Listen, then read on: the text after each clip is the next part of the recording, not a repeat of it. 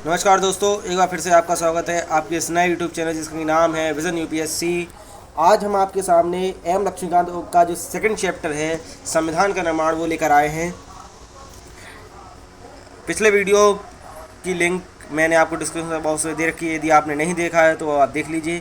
और उसमें मैंने ऐतिहासिक प्रश्न मतलब इसका जो पहला लेसन है उसको एक्सप्लेन किया है, साथ ही उसके जो एमसीक्यू हैं उसके भी मैंने जो वीडियो है उसके भी जो एमसीक्यू है उसका भी वीडियो मैंने पहले ही बना के दे दिया, उसका भी आपको लिंक डिस्क्रिप्शन बॉक्स में मिल जाएगी। अब चलिए स्टार्ट करते हैं आपका इस नया लेसन जो एम लक्ष्मीकांत बुक का है। सेकंड चैप्टर है संविधान निर्माण, संविधान का निर्माण। इसमें मैं आपको बता दूं सबसे पहले कुछ आपको इसमें पूरी बुक को मैं आपको पूरी बुक इसमें किताब मतलब एक कहानी की जैसे नहीं पढ़ना है, ठीक है। आपको ये किसी स्टोरी की तरह नहीं पढ़ना है, आपको केवल पॉइंट यहाँ पर समझने हैं। जो पॉइंट है, जो मेन इंपॉर्टेंट पॉइंट है उनको यहाँ पर पढ़ना है। और यदि आप पेन और पेपर लेकर बैठे हो तो उनको आप अंडरलाइन कर दीजिए, या फिर कि आप एम लक्ष्मीकांत की बुक लेकर बैठे हों तो उनको आप अंडरलाइन कर दीजिए। और यदि मान लो पेन पेपर लेकर बैठे हैं तो उनको आप लिख लीजिए, ठीक है। आपको केवल और केवल पॉइंट यहाँ पर समझना है जो आपके प्रीलिम्स से के पर्सपेक्टिव से इम्पॉर्टेंट है। प्रीलिम्स के बेसिस पे या किसी प्रकार का आप एग्ज़ाम दे रहे हो, वन डे एग्ज़ाम दे रहे हो, उसमें आपका इंपॉर्टेंट हो, ठीक है। चलिए स्टार्ट करते हैं आपका ये वीडियो संविधान का निर्माण। इसमें सबसे पहला ही लाइन में बहुत ही इंपॉर्टेंट क्वेश्चन आपका निकल के आ गया है। जो पहला ही लाइन है आपका पीटी का फैक्ट है, ये प्रीलिम्स फैक्ट है आपका।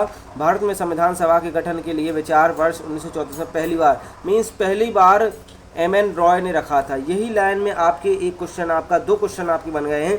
सबसे पहली बात संविधान सभा की मांग सबसे पहले किस वर्ष रखी गई थी? ये 1934 में 1934 में रखी गई। और किसने रखी थी? एम.एन. रॉय ने रखी थी। किसने रखी थी? एम.एन. रॉय ने रखी थी। इसके बाद आगे बढ़ते हैं, ये वामपंथी आंदोलन के प्रखर नेता थे, ये उतना इंपॉर्टेंट नहीं है। इसके बाद अगला आपका इंपॉर्टेंट पॉइंट आ जाता है कि 1935 में सबसे पहले भारतीय राष्ट्रीय कांग्रेस ने पहली बार भारत के संविधान निर्माण के लिए आधिकारिक रूप से संविधान सभा के लिए गठन की मांग की थी। देखिए बच्चों, जो लाइनें हम अंडरलाइन कर रहे हैं वो बहुत ही इंपॉर्टेंट लाइनें हैं। और ये आपके मैक्सिमम टाइम आपके किसी भी प्रीलिम्स वाले एग्जाम में आपसे पूछ सकता है, किसी प्रकार के वनडे एग्जाम में आपसे पूछ सकता है, ठीक है। तो ये जो है आपका, यदि पहली बार हम बात करें, पहली बार संविधान सभा तो वो एम.एन. रॉय ने रखी थी 1934 में। और यदि कांग्रेस के द्वारा कहें पहली बार तो 1935 में ये आपकी कांग्रेस के द्वारा पहली बार रखी गई थी इस मांग को। अब आगे बढ़ते हैं। फिर बाद में पश्चात 1938 में भारतीय राष्ट्रीय कांग्रेस की ओर से पंडित नेहरू ने घोषणा की थी स्वतंत्र भारत के लिए संविधान निर्माण वयस्क मताधिकार के आधार पर चुनी गई संविधान सभा के द्वारा किया गया, इसमें कोई बाहरी हस्तक्षेप नहीं होगा।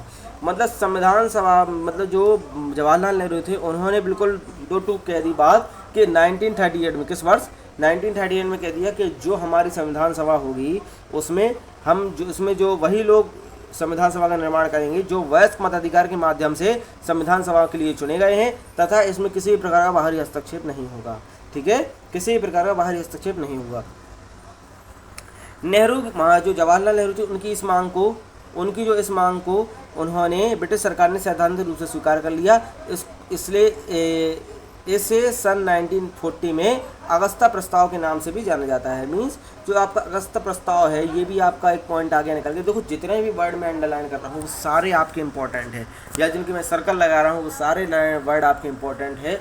मैं आपको फिर से दोबारा बता दूं, आप चाहें तो इसको पेन पेपर में नोट कर सकते हैं, या फिर एम लक्ष्मीकांत की बुक यदि आप लिए हुए हों तो उससे आप अंडरलाइन कर लीजिए, ठीक है। कोई दिक्कत वाली बात नहीं है, ठीक है। अब नेहरू की जो इस मांग को ब्रिटिश सरकार ने सैद्धांतिक रूप से स्वीकार कर लिया था। कब किया था? 1940 में किया था। कब किया था? 1940 में किया था। और इस मांग को इसको अगस्ता प्रस्ताव के नाम से भी हम जानते हैं। तो स्वीकार करने के बाद उन्होंने 1942 में ब्रिटिश सरकार के कैबिनेट मंत्री सर स्टैफर्ड क्रिप्स ने ब्रिटिश मंत्रिमंडल के एक सदस्य एक स्वतंत्र संविधान के निर्माण के लिए ब्रिटिश सरकार का एक प्रारूप प्रस्ताव के साथ भारत आए थे, ठीक है। तो जो कैबिनेट मिशन हमको पता होगा, हमारे भारतीय इतिहास में कैबिनेट मिशन जो आया था वो स्टैफर्ड क्रिप्स के माध्यम से आया था, जिसके अध्यक्ष कौन थे? स्टैफर्ड क्रिप्स, ठीक है। जो कैबिनेट मंत्री जी इनकी कैबिनेट मिशन नहीं, कैबिनेट मंत्री थे। कौन थे? Stafford Cripps. इनके आगमन को हम क्रिप्स मिशन के नाम से भी जानते हैं, क्रिप्स मिशन। आपसे यदि पूछा जाए क्रिप्स मिशन भारत में कब आया था तो वो 1942 में आया था। कब आया था? 1942 में आया। किस कारण के लिए आया था? भारत में संविधान की क्या स्थिति है उसका पता लगाने के लिए ये यहाँ पर आया था, ठीक है। इसके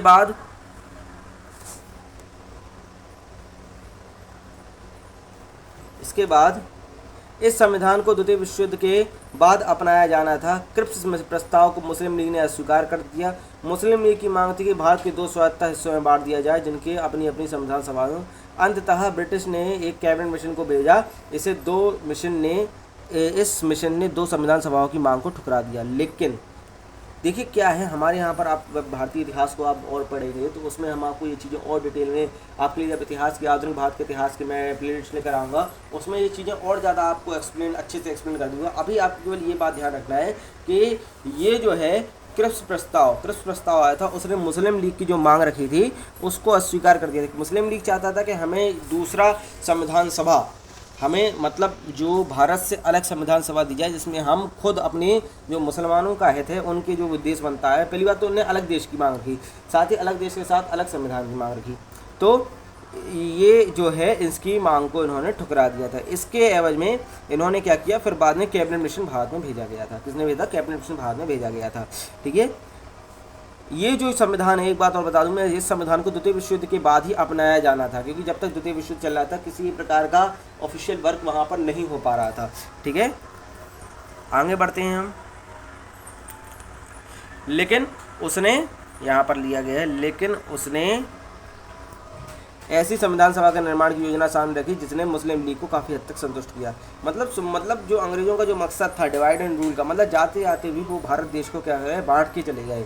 ठीक है, उन्होंने काफ़ी हद तक मुस्लिम लीग की काफ़ी हद तक को संतुष्ट किया। उन्होंने ऐसी मांग रखी कि बात रही, मुस्लिम लीग काफ़ी हद तक संतुष्ट हो गई।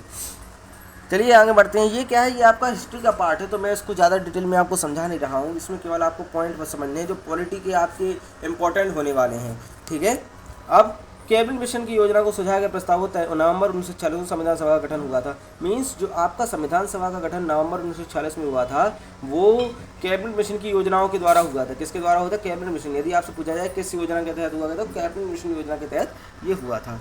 ठीक है, ये संख्या है, ये आप पढ़ सकते हैं, ये उतना इम्पोर्टेंट नहीं है। इसमें आगे आ जाइए, ये वर्ड यहाँ पर जो चुनाव हुआ था, मैंने आपको चुनाव शब्द बताया था। प्रत्येक चुनाव जो हुआ था वो प्रांतीय असेंबली में समुदाय सदस्यों द्वारा किया जाता है, और इनका जो पद्धति थी, ये आपको याद रखना है, एकल संक्रमणीय मत के माध्यम से समानुपातिक प्रतिनिधित्व के तरीके से मतदान किया गया था। ये पूरा का पूरा एक तरीका है, ये पूरा जो आपको 2 लाइन का दिख रहा है, ये एक तरीका है जिसके माध्यम से उस समय जो सदस्यों था, जो संविधान सभा के सदस्यों का चुनाव किया गया था। अभी मैं आपसे पूछूं, वर्तमान में इस पद्धति के माध्यम से कौन सा चुनाव होता है? अभी वर्तमान में प्रेजेंट टाइम में इस पद्धति के माध्यम से कौन सा चुनाव होता है? मैं चाहता हूं कि आप इसका आंसर मुझे कमेंट बॉक्स में लिख के दें। ठीक है, देशी रियासतों के प्रतिनिधियों का चयन रियासतों के प्रमुख के द्वारा किया जाना था। जो देशी रियासतें हैं उनका प्रमुख, मतलब जो जैसे मान लो एक तो हो गया जहाँ से चुनाव होना है, चुनकर वहाँ से लोग आने हैं, सभा के सदस्य आने हैं। अब जैसे प्रांत हैं, जैसे मान लो कोई राजा महाराजाओं की रियासतें हैं, तो वहाँ पर क्या अगर राजा किसी एक व्यक्ति को नामांकित कर देगा और वो वहाँ पर चला जाएगा और संविधान सभा में अपनी हिस्सेदारी, अपनी उपस्थिति दर्ज कराएगा। ठीक है, इससे यह स्पष्ट था कि संविधान सभा आंशिक रूप से चुनी हुई और आंशिक रूप से नामांकित निकाय थी। इसके अलावा सदस्यों का चयन अप्रत्यक्ष रूप से प्रांतीय व्यवस्थापिका सदस्यों द्वारा किया गया था, जिनका चुनाव एक सीमित मताधिकार के आधार पर किया गया था। यहाँ पर एक शब्द आता है अप्रत्यक्ष रूप से। तो हम यदि बात करें प्रत्यक्ष और अप्रत्यक्ष चुनाव, आपके 2 प्रकार के होते हैं। किसी प्रकार का आपका चुनाव होता है, सबसे पहली बात जो मैं आपको बताऊँ यहाँ पर, किसी प्रकार का आपका जो चुनाव होता है, वो आपका 2 प्रकार से होता है। एक तो होता है आपका प्रत्यक्ष होता है,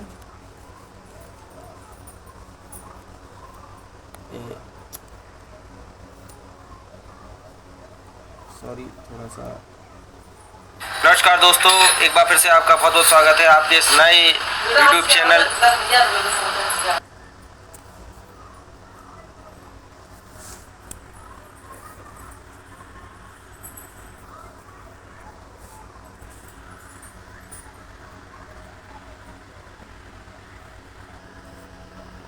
माफ़ी चाहता हूँ, थोड़ा सा आपको जो कष्ट उठाना पड़ा उसके लिए। तो आगे बढ़ते हैं हम। तो मैं आपको क्या बता रहा था कि आपका जो चुनाव है प्रत्यक्ष रूप से किया गया था। चुनाव आपके दो प्रकार होते हैं, प्रत्यक्ष होता है, एक होता है अप्रत्यक्ष।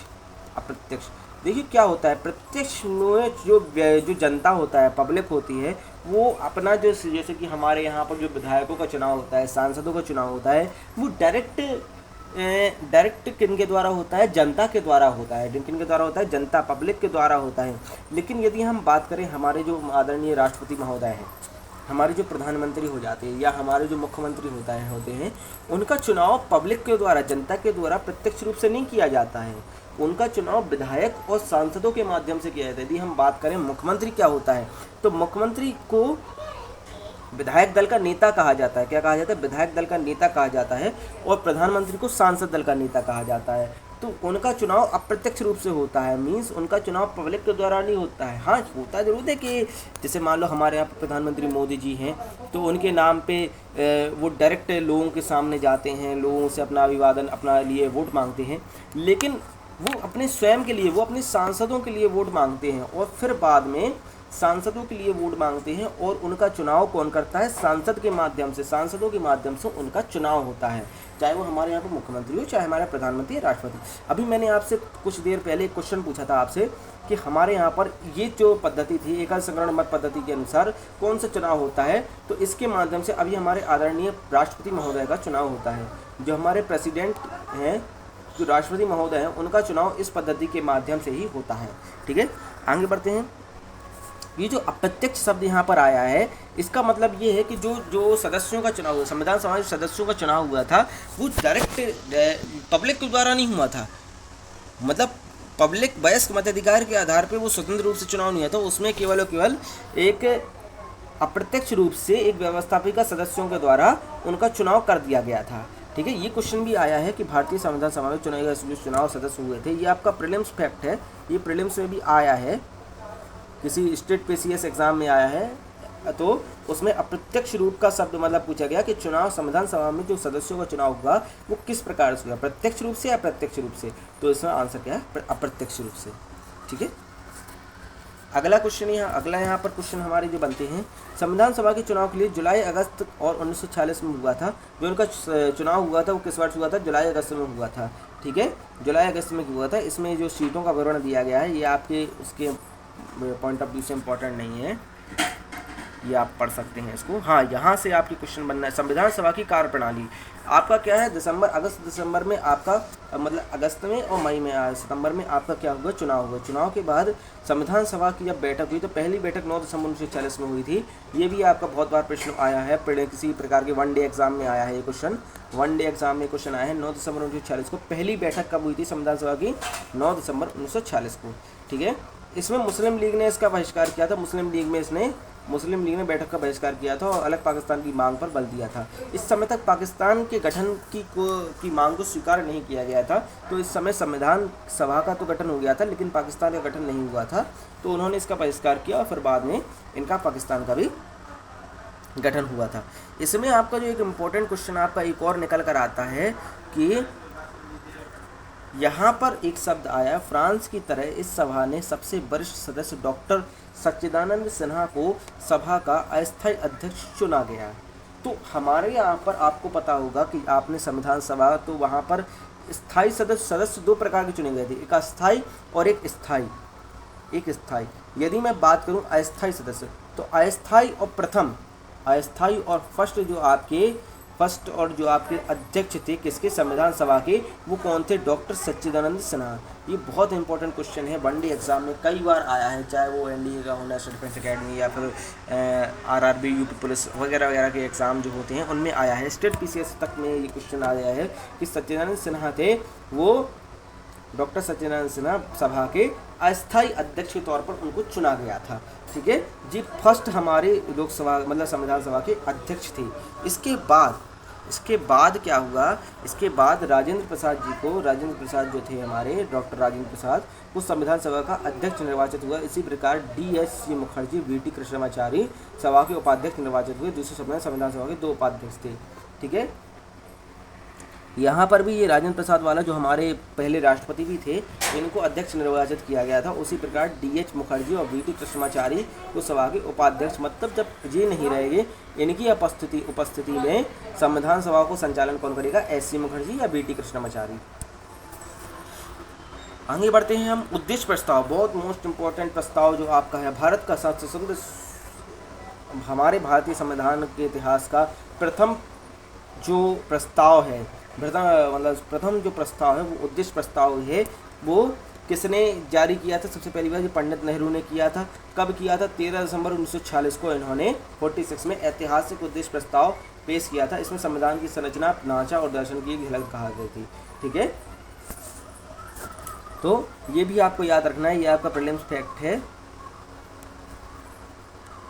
फैक्ट है। ये आया है 13 दिसंबर 1946 को पंडित नेहरू ने संविधान ऐतिहासिक उद्देश्य प्रस्ताव को पेश किया गया था। आगे बढ़ते हैं हम।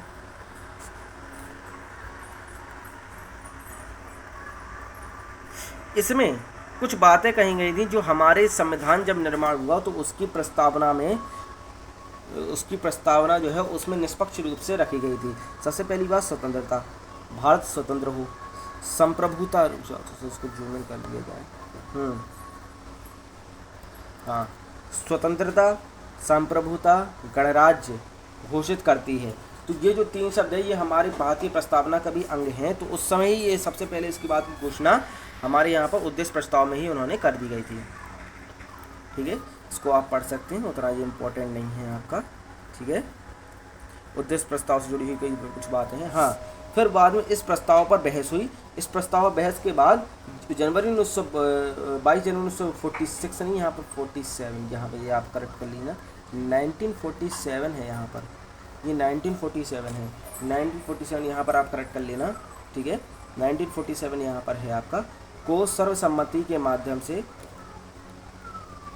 स्वीकार कर लिया गया। इसे संविधान के स्वरूप को काफ़ी हद तक प्रभावित किया। इससे परिवर्तित रूप से संविधान की प्रस्तावना बनी।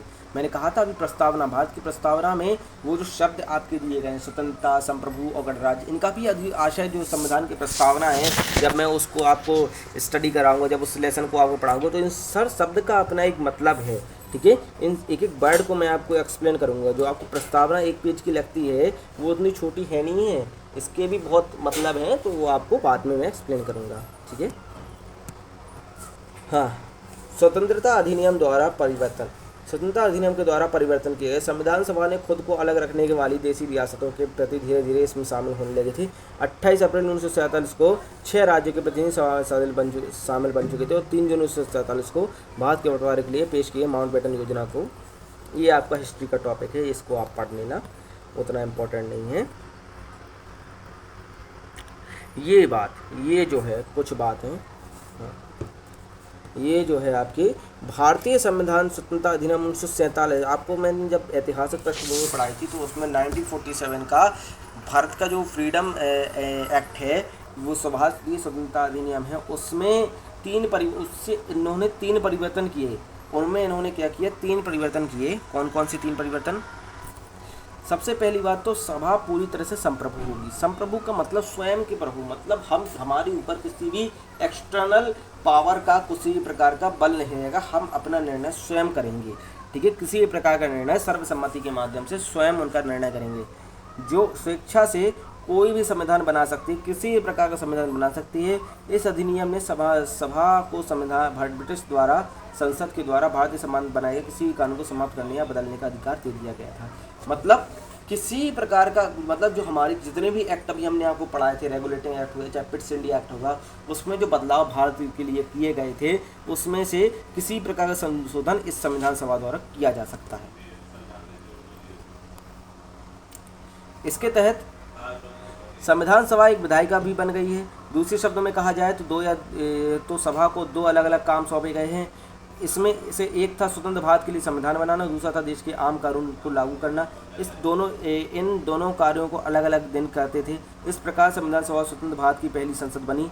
जब भी सभा की बैठक संविधान सभा के रूप में होती थी, इसकी अध्यक्षता डॉक्टर राजेंद्र प्रसाद करते थे और बतौर जब विधायिका होती थी तो इसकी अध्यक्षता JB मावलंकर करते थे। ये 2 पॉइंट आपके यहाँ पर मोस्ट इम्पोर्टेंट पॉइंट। जब संविधान सभा मीन्स जो थी, देखो जो हमारी संविधान सभा की, वो हमारी भारत स्वतंत्र भारत की पहली संसद भी बन चुकी थी।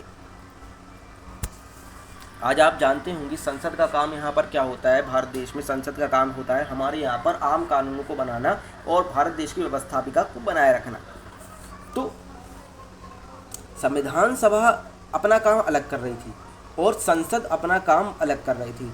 तो इसमें दो चीज़ें निकल कर आती हैं। जब संविधान सभा की बैठक होती थी तो उसमें डॉक्टर राजेंद्र प्रसाद उसकी अध्यक्षता करती थी, तथा जब उसकी विधायिका मतलब संसद की जब बैठक होती थी, संसद के द्वारा विधायी बैठक होती तो उसकी अध्यक्षता जे.बी. मावलंकर करती थी।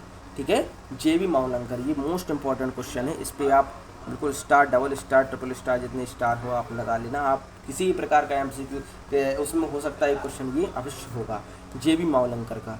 ठीक है, आगे बढ़ते हैं। या इनका पूरा नाम क्या है? गणेश वासुदेव मावलंकर। गणेश वासुदेव मावलंकर। ठीक है, गणेश वासुदेव मावलंकर इनका पूरा नाम है।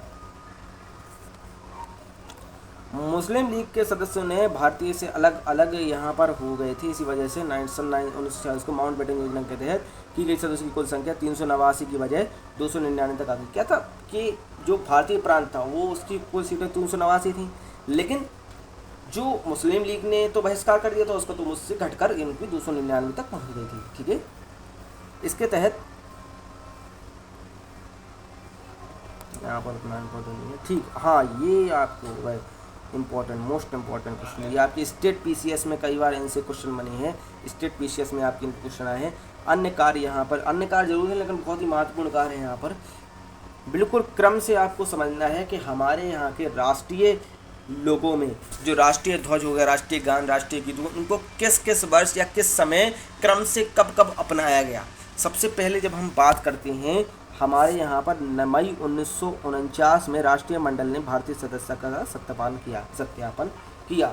मतलब जो राष्ट्रमंडल होता है, जो भारत की कैबिनेट मंत्रियों की सदस्यता थी, उनका सत्यापन मई 1949 में, मतलब सबसे पहले ये घटना हुई। इसके बाद राष्ट्रीय ध्वज जो हमारा तिरंगा है उसको सबसे पहले 22 जुलाई 1947 को अपनाया गया था। इसके पहले उसको अपनाया नहीं गया था। 22 जुलाई 1945 को सबसे पहले राष्ट्रीय ध्वज को अपनाया गया। इसके बाद हमारे यहाँ पर 24 जनवरी 1950 को राष्ट्रीय गान अपनाया गया, तथा इसके तत्काल बाद राष्ट्रीय गीत को 1924 में, मतलब उसी दिन उसी वर्ष में अपनाया गया। लेकिन क्रम याद रखना, पहले गान को अपनाया गया था फिर गीत को। गान हमारा क्या है? राष्ट्रगान क्या है? जनगण मन है, जनगण मन है। और राष्ट्रगीत हमारा क्या है? राष्ट्रगीत हमारा है वंदे मातरम। जो वंदे मातरम हमारा है राष्ट्रगीत है। और ध्यान रखना, गान अपना राष्ट्रगान पहले अपनाया गया था, राष्ट्रगीत आपका बाद में अपनाया गया था। ठीक है, क्योंकि बच्चे क्या है इसमें गलती कर देते, क्योंकि दिन वही है, डेट दोनों की वही है, लेकिन जब आपसे क्रम लाने के लिए, देखो यूपीएससी क्या है कि डायरेक्ट क्वेश्चन नहीं पूछता है, वो क्रम में पूछता है, वो थ्योरी देता है। मान लो आपसे कह दिया उसने कि इन तथ्यों, निम्नलिखित तथ्यों पर विचार कीजिए। ये आपके सामने 4 तथ्य दे दिए उसने और कह दिया कि इन 4 तथ्यों पर विचार कीजिए। अब मान लिया उसने यहाँ पर क्या कर दिया, यहाँ पर उसने ये काट कर यहाँ पर 1950 कर दिया। मान लो यहाँ पर 1950 कर दिया और आपके सामने ऑप्शन दे दिया ABCD। ABCD में पहला लिख दिया आपके 1 2 3 4 चारों सही, या पहला दूसरा सही, या तीसरा चौथा सही, या दूसरा गलत, 1 2 3 4 सही। तो आपको कौन सा लगाना? आप 1 2 3 4 वाले, क्योंकि ये तो गलत हो गया ना, ये तो गलत हो गया। 1950 में तो हुआ ही नहीं था। इसका स्वीकार कब किया गया था? 1947 में किया गया था। ये इसको आपको ध्यान रखना है बहुत अच्छे से।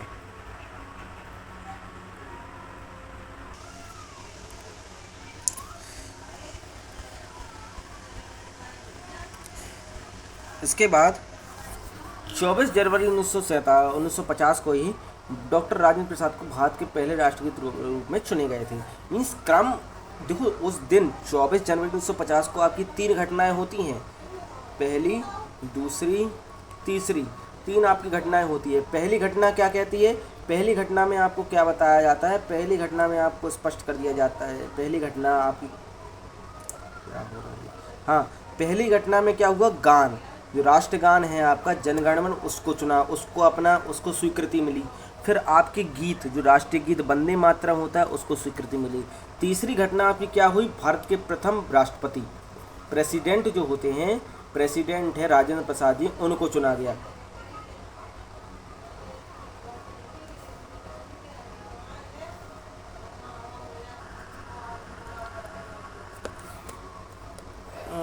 कुछ टेक्निकल इशू के कारण ये थोड़ा वापस हो गया था। ठीक है, चलिए आगे बढ़ते हैं। 2 साल 11 महीने 18 दिन के समय के बाद संविधान सभा ने कुल 11 बैठकें हुई। कितनी बैठकें हुई? कुल 11 बैठकें हुई। इसमें संविधान निर्माताओं ने लगभग 60 देशों के संविधान का अवलोकन किया और प्रारूप पर 114 दिनों का तक विचार हुआ। संविधान सभा के कुल निर्माण पर कुल खर्च आया था 64 लाख रुपए का खर्च आया था। ठीक है, ये कुछ फैक्ट हैं, आपको याद रखना है। वैसे इनमें से कुछ चीज़ें हैं यहाँ पर जो 60 देशों का आपको दिया गया है, इनमें से हर देश तो नहीं, लेकिन कुछ लगभग 10 या 11 मतलब 5-10 देश हैं आपके, 9 से 10 देश हैं ऐसे हैं जिनके आपको अवलोकन, जो आपको संविधान सभा में चीज़ें ली गई हैं उनको याद रखना है और वही आपका इम्पोर्टेंट है। आपको पूरे 60 देश स्टडी नहीं करना है, आपको कुछ देश स्टडी करना है जो आपको मैं करा दूंगा। ठीक है, 2 साल 11 महीने 18 दिन में संविधान सभा हुई का निर्माण हुआ, ये भी आपको याद रखना है। और 11 कुल बैठक हुई, ये भी याद रखना है, कुल 11 बैठकें हुई थी। ठीक है, इसके बाद ये संविधान सभा की देखो पहली बैठक, मैं बात करूं पहली बैठक, तो पहली बैठक आपकी कब हुई? यहाँ पर ये आपको दिया गया, पहली बैठक आपकी हुई थी 9 दिसंबर 1946 को। कब हुई थी बेटा? 9 दिसंबर 1946 को, ये नहीं भूलना है आपको। इसके बाद यदि हम जब बात करें हमारी अगली अंतिम बैठक, अंतिम बैठक कब होती है? संविधान सभा की जो अंतिम बैठक हुई थी कब हुई थी? 24 जनवरी 1950 को, जिस दिन 24 जनवरी 1950 को कितने तीन चीज़ों पर मोहर लगाई थी। पहला था राष्ट्रीय गीत, मतलब पहला था राष्ट्रीय गान, दूसरा था आपका गीत और तीसरे थे आपके कौन? भारत के प्रथम राष्ट्रपति। इन 3 चीज़ों पर मोहर लगाई गई थी, इन चीज़ों को मंजूरी दी गई थी। ठीक है, अब 26 नवंबर 1950 को 1551 में आम चुनाव के बाद नई संसद का निर्माण हुआ। इसमें बेटा एक चीज़ और आपकी इम्पोर्टेंट हो जाती है, इसमें एक चीज़ इसमें शायद दी नहीं गई है, मैं आपको यहाँ पर बता दूँ। हमारे यहाँ पर संविधान दिवस मनाया जाता है। संविधान दिवस आपका कब मनाया जाता है? 26 नवंबर। ये मोस्ट इम्पॉर्टेंट आपकी इसमें शायद, चलो कोई बात नहीं, दी नहीं गई है, कोई बात नहीं। 26 नवंबर ये डेट आपको याद रखना है, ये आपका संविधान दिवस है। 26 नवंबर 1949 को जो संविधान था आपका, जो संविधान था उसको भारतीय संसद के माध्यम से मंजूरी दे दी गई थी। ठीक है, भारतीय संसद के माध्यम से मंजूरी आपकी दे दी गई थी। किस दिन? 26 नवंबर 1949 को। इसी दिन हम संविधान दिवस के रूप में मनाते हैं। ठीक है, अब संविधान सभा की कुछ बड़ी, हाँ ये याद रखना, समितियाँ, कुछ बड़ी समितियाँ, कुछ छोटी समितियाँ। 8 बड़ी समितियाँ बनी थी और इनमें से आपको केवल और केवल कुछ बातें हैं, कुछ 8 समितियाँ बनी थी, कुल 8 समितियाँ आपके सामने ये दी गई हैं। ठीक है, ये समितियाँ आपको याद रखनी हैं। सबसे पहले तो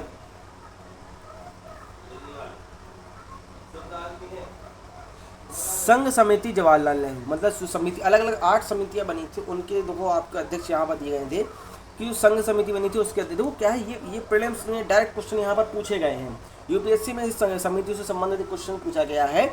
तो संघ समिति के अध्यक्ष थे जवाहरलाल नेहरू, संघीय संविधान समिति के जवाहरलाल नेहरू, प्रांतीय संविधान समिति के सरदार पटेल, प्रारूपी समिति की मोस्ट ये इंपॉर्टेंट है, प्रारूपी समिति के अध्यक्ष कौन थे? जवाहरलाल नेहरू। इसमें से ये 2 चीज़ें, इनमें से ये एक ये हो गया, एक ये जो जवाहरलाल नेहरू वाली ये 2 समिति हैं, ये भी आपकी इंपॉर्टेंट है, ये भी आया है फैक्ट, पीटी फैक्ट में आया था, प्रीलिम्स में आया है। मौलिक अधिकार, मौलिक अधिकार की हम बात करें, मौलिक अधिकार अल्पसंख्यक जनजाति के लिए बहिष्कृत सलाहकार समिति के लिए सरदार पटेल को चुना गया था। इसके अंतर्गत निम्नलिखित समितियां, उप समितियां आती हैं, मतलब सरदार पटेल के अंतर्गत ये कुछ समितियां, 5 उप समितियां आती हैं, इसके जो अध्यक्ष हैं आपके सामने दिए गए हैं। अब प्रक्रिया नियम नियमित राजेंद्र प्रसाद, इसकी नियम की समिति के राजेंद्र प्रसाद थे। ये राज्यों के लिए सीमित समझौते के लिए यहाँ भी जवाहरलाल नेहरू थे। संचालन समिति के अध्यक्ष भी राजेंद्र प्रसाद थे। ठीक है,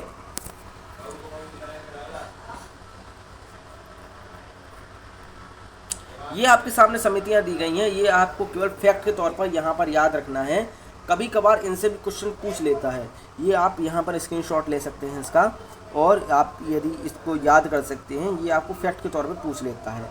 अब हमारा आ जाए प्रारूपी समिति, मोस्ट इंपॉर्टेंट, जो हमने आपको बताया था उसमें पहले प्रारूपी समिति, ये आपकी इंपॉर्टेंट, इससे जुड़े हुए तथ्य आपके पूछे जाते हैं।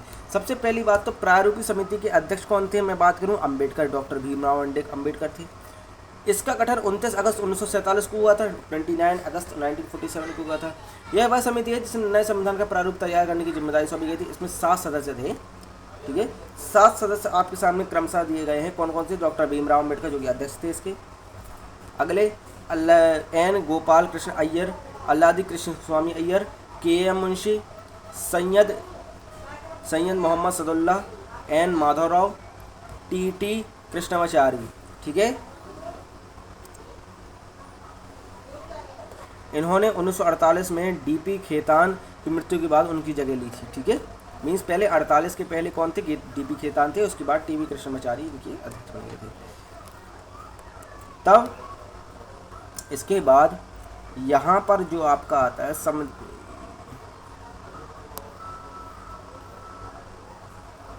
ये आपका लास्ट बचा है, इसके बाद हाँ है, इसके बाद हाँ जहाँ पर आ जाइए, विभिन्न समितियों ने प्रस्ताव के बाद आने के बाद इसे फरवरी 1948 में प्रकाशित किया गया था। प्रारूप को भारत में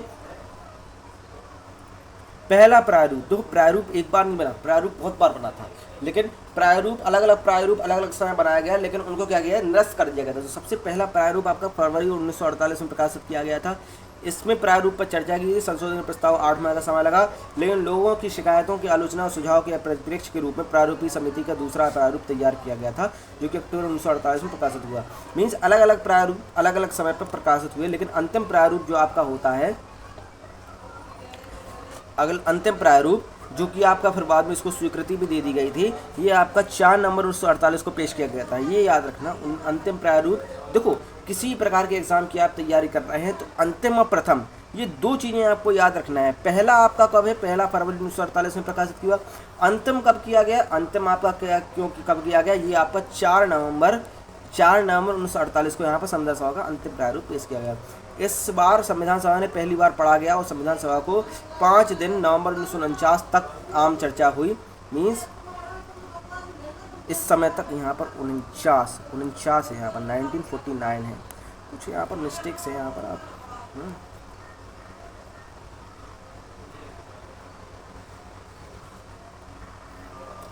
ये आपका उत्तर इम्पोर्टेंट नहीं है। इसके बाद ये आपका आता है, देखो मैंने बताया 26 नवंबर 1949 को, ये है इसमें 26 नवंबर 1949 को अपनाया गया था और संविधान में प्रस्तावना 395 अनुच्छेद और 8 अनुसूचियाँ, ये आपकी बोर्ड लाइन दी गई, मोस्ट इंपॉर्टेंट लाइन है, इसको आप नोट कर लीजिए। 26 नवंबर 1949 को अपनाया गया था संविधान, लेकिन 26 जनवरी को क्या किया गया था? लागू किया गया था। अपनाया और लागू में यहाँ पर फ़र्क है, ध्यान देना। ये जो 26 जनवरी है, इस डेट को हम सभी लोग रिपब्लिक डे के रूप में, गणतंत्र दिवस के रूप में मनाते हैं। 26 जनवरी की जो डेट है, इस दिन इसको लागू किया गया था, लागू, लेकिन उसको स्वीकार कब कर लिया गया था? 26 नवंबर 1949 को, जिसको हम संविधान दिवस के रूप में मनाते हैं, ठीक है। इसके बाद इन्होंने क्या किया, देखो इसमें नए विधि मंत्री बनाए गए डॉक्टर भीमराव अम्बेडकर, उन्होंने प्रारूपी समिति के अध्यक्ष थे। उन्होंने सभा के कार्यकलापों को बढ़ा चढ़कर हिस्सा लिया, उन्हें अपने तर्कसंगत प्रभावशाली दलीलों के जाना। उन्हें भारत के संविधान का पिता भी कहा जाता है, ठीक है। जो हमारे डॉक्टर भीमराव अम्बेडकर हैं, उनको उनका पिता भी कहा जाता है, ठीक है। ये कुछ आपके सामने लाइनें जो टेबल दी गई हैं, इनमें अलग अलग सीटों का आवंटन दिया गया है, इसको भी आप देख सकते हैं, ये उतना इम्पोर्टेंट नहीं है।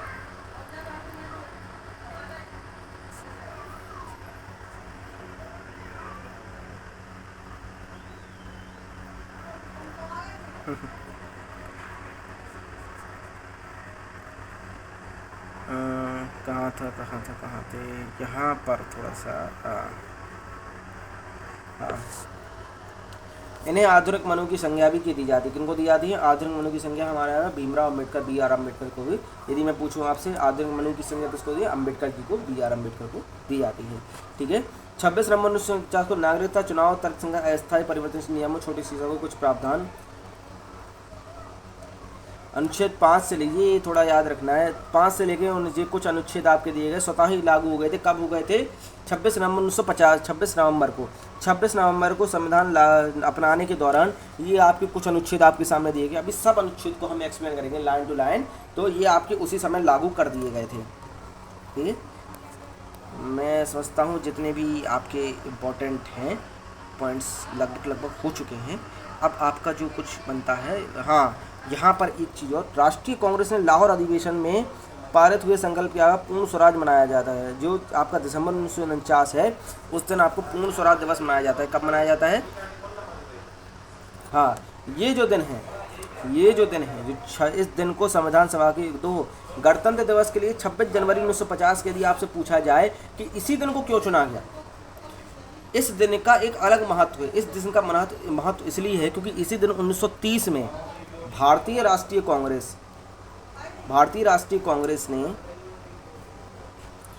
लाहौर अधिवेशन में पारित हुए संकल्प के आधार पर पूर्ण स्वराज की घोषणा कर दी गई थी। मीन्स याद रखना, 26 जनवरी को आपके 2 दिवस बनते हैं। 26 जनवरी 1930 में आपका पूर्ण स्वराज दिवस मनाया गया था। और इसी दिन को इसलिए चुना गया क्योंकि ये पूर्ण स्वराज था। इस दिन 1950 को क्या किया, हमारा संविधान लागू कर दिया गया था। ठीक है, हमारा संविधान देखो 1930 को क्या बनाया गया था, 30 से लेकर 50 तक हम लोग पूर्ण स्वराज मनाते थे, और 1950 से इस दिन को एक नया नाम दे दिया, भारतीय गणतंत्र दिवस। ठीक है, इसके कुछ आलोचक हैं। देखो क्या होता है, मैं आपको एक बात यहाँ पर समझा दूँ। आप किसी भी प्रकार का कोई नियम बनाते हैं तो उसके कुछ अच्छे पहलू भी होते हैं, कुछ उसके बुरे पहलू भी होते हैं। ठीक है, तो यहाँ अभी तक मैंने अच्छे पहलुओं के बारे में आपको नहीं पढ़ाया, लेकिन उससे पहले देखो हमारी बुक की जो डिमांड है उसके हिसाब से उनका कहना है कि आप पहले इनकी आलोचना पढ़ लीजिए। संविधान की विशेषता तो हमें पूरी किताब में पढ़ना है, पूरी किताब में आपको यही पढ़ना है संविधान की क्या क्या विशेषताएं हैं। तो आलोचना पर थोड़ा सा आप एक बार नज़र डालिए। मैं इसको जल्दी जल्दी यहाँ पर समाप्त करूँगा क्योंकि देखो यह प्रतिनिधियों का निकाय नहीं था। सबसे पहली बात यहाँ पर मैंने आपको शुरुआत में ही बताया था, इसका जो चुनाव हुआ था प्रत्यक्ष रूप से वयस्क अधिकार के मताधिकार, मैंने आपको अभी थोड़ी देर पहले बताया था, वयस्क मताधिकार के आधार पर नहीं हुआ था, इसलिए यह प्रतिनिधियों का निकाय नहीं था। मीन्स लोगों का प्रतिनिधित्व यहाँ पर नहीं होता था। ये पहला यहाँ पर आलोचना हो जाती है। ठीक है, देखिए क्या होता है, किसी भी चीज़ की तारीफ तो सब लोग कर लेते हैं, लेकिन आप तब आपके व्यक्तित्व को निखारते हैं जब आप किसी अच्छी चीज़ की आप आलोचना करके दिखाएं, एक तर्कसंगत आलोचना आप करके दिखाएं। सबसे पहली बात, अगला, संप्रभुता का अभाव। आलोचक ये कहते हैं संविधान निर्माण एक संप्रभु निकाय नहीं था क्योंकि निर्माण ब्रिटिश सरकार के प्रस्ताव के आधार पर हुआ था। यह भी कहा जाता है संविधान सभा बैठक में पहली ब्रिटिश सरकार की इजाज़त थी। यहाँ पर थोड़ा सा एक फॉल्ट आता है कि यहाँ पर हम कहते जरूर थे संप्रभु, लेकिन जब हमने संविधान सभा का गठन किया था तो उसमें ब्रिटिश सरकार की इजाज़त ली थी। तो यहाँ से ये शब्द थोड़ा सा खतरे में होता है। ठीक है, समय की बर्बादी। आलोचकों के अनुसार यहाँ पर संविधान सभा के निर्माण में बहुत ज़्यादा समय लिया। हमारा संविधान जो समय लिया गया वो अत्यधिक समय लिया गया और पूरे विश्व का सबसे बड़ा बृहत संविधान माना जाता है। जबकि उन्होंने कहा अमेरिका का संविधान 4 माह में पूरा कर लिया गया था। निजामुद्दीन अहमद संविधान सभा के सदस्य थे। इनने आगमन के दर्शाने के प्रारूप समय पर नया गांव अबवाहन समिति कहा। कांग्रेसों का प्रतिनिधित्व। संविधान सभा पर टिप्पणी ये भी की जाती है कि वहाँ पर कांग्रेसों का प्रतिनिधित्व, भारत में ही कांग्रेस है, जबकि इस कांग्रेस शब्द होता है उसका एक अलग आशय होता है। आलोचकों ने आरोप लगाया संविधान सभा कांग्रेसियों का प्रतिनिधित्व। ब्रिटेन की संविधान विशेषज्ञ ग्रेनविल ऑस्टिन ने टिप्पणी की संविधान सभा एक दलीय निकाय है, सभी की ही कांग्रेस थे। यहाँ पर वकीलों का स्वर्ग कहा गया, वकीलों और राजनीतिक का स्वर्ग कहा गया। वकीलों का स्वर्ग यहाँ पर मतलब ये है कि भारतीय संविधान में इतने सारे उपबंध हैं, इतने सारी विभिन्न चीज़ें हैं कि आप किसी प्रकार के केस में हो, यदि कोई अच्छा वकील आपको मिल जाता है तो उस केस से आप किसी प्रकार से बरी हो जाते हैं आसानी से। ठीक है, तो वकीलों के लिए, नेताओं के लिए इसमें बहुत बोला पड़ा था।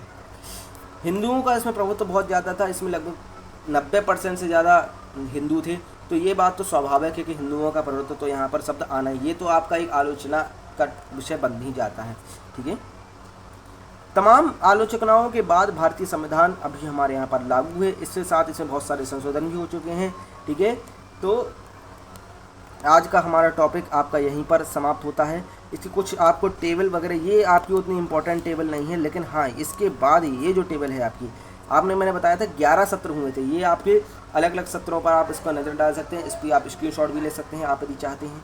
ठीक है, कुछ आवश्यक तथ्य इससे संबंधित आपको यहाँ पर समझ लीजिए कि इसके जो हाथी मतलब संविधान सभा के द्वारा अपनाई गई प्रतीक मोहर थी वो क्या थी, हाथी को अपनी प्रतीक का मोहर माना गया था। सर BN राव संविधान सभा की संविधान सलाहकार, कानूनी सलाहकार के रूप में नियुक्त किया गया था। ठीक है, ये आप पढ़ सकते हैं, उतना इम्पोर्टेंट नहीं है आपका। ठीक है, नहीं है, इम्पोर्टेंट है इम्पोर्टेंट है आपका। ठीक है, यहाँ पर थोड़ा सा और मैं इसको फोकस करूँगा इस पॉइंट पर। संविधान सभा आपका प्रतीक कौन था, हाथी था। ठीक है, इसमें सर BN राव संविधान सभा के लिए संवैधानिक सलाहकार, आपसे क्वेश्चन पूछेगा संविधान सलाहकार कौन नियुक्त किए थे, BN राव आपके संवैधानिक सलाहकार नियुक्त किए गए थे। इसके बाद संविधान सभा के सचिव कौन थे, सचिव कौन नियुक्त किए थे, ये आपके HVR अयंगर थे। इसके बाद ड्राफ्टिंग कमेटी जो नियुक्त की थी, प्रमुख प्रारूपिकार चीफ नियुक्त कौन थे, तो ये LN मुखर्जी थे, ये संविधान सभा के थे। प्रेम बिहारी नारायण राय ज़्यादा भारतीय संविधान के प्रमुख के सुलेखा थे। ठीक, मूल संविधान का प्रभावान शैली हस्तलिखित किया गया था, ये मोस्ट इम्पोर्टेंट अभी करंट का विषय है, ये अभी करंट का विषय है। प्रेम बिहारी नारायण राय ज़्यादा, इन्होंने पूरा संविधान हस्तलिखित मतलब हाथ से लिखा था। पहली बार फर्स्ट टाइम जो लिखा गया था संविधान, वो प्रेम बिहारी नारायण के राय ज़्यादा के द्वारा ही लिखा गया था। इसकी पहले कोई कॉपी नहीं आई थी, प्रिंटिंग प्रेस के द्वारा नहीं, इसको हाथों से लिखा गया था। ठीक है, संविधान मूल संस्करण सौंदर्यीकरण सजावट निकेतन के कलाकारों किया गया था, जिसे मदन मोहन बिहार रामदास सिन्हा शामिल थे। ठीक है, मूल प्रस्तावना में प्रेम बिहारी नारायण राय ज़्यादा द्वारा हस्तलिखित लिखित बहुर राम मनोहर सिंह द्वारा ज्यामितीय सौंदर्य अलंकृत किया गया है। मतलब संविधान को ऐसा नहीं लिखा गया है, उसको सजाया भी गया है। भारत की प्राचीन धरोहर थे, उसको आप जब संविधान को खोलेंगे तो मतलब किसी राष्ट्रीय किताब को आप जब देखते हैं तो उसमें बहुत सारी हमारे प्राचीन पारंपरिक चीज़ों का भी इसमें होता है। मूल संविधान में संघीय संस्करण का सुलेख वसंत कृष्ण वैद्य द्वारा किया गया था, जिसने नंदलाल बोस ने सुंदर ढंग से अलंकृत ज्यामिति की। इसमें आपको थोड़ा सा ये जो पॉइंट है आपका, ये प्रेम बिहारी नारायण राय ज़्यादा, ये आपको याद रखना है, मोस्ट इम्पॉर्टेंट पॉइंट है ये आपका, अभी करंट का टॉपिक है ये। ठीक है, ठीक है, आज का हमारा ये लेसन यहीं पर समाप्त होता है। आशा करता हूँ कि आपको ये वीडियो बहुत ही ज़्यादा इन्फॉर्मेटिव लगेगा, बहुत ही आपको महत्वपूर्ण लगेगा। ये आपका किसी प्रकार के आप कॉम्पिटिटिव एग्ज़ाम, जो 1 डे एग्ज़ाम जिसमें पॉलिटिकल साइंस आपका विषय रहता है, उसके लिए आप दे सकते हैं। इसके लिए वीडियो तक लास्ट तक बने रहने के लिए आपका बहुत बहुत शुभकामनाएं, बहुत बहुत आपको बधाई हो। और आज हमारी ये आपका दी एंड। ठीक है, जय हिंद, जय भारत।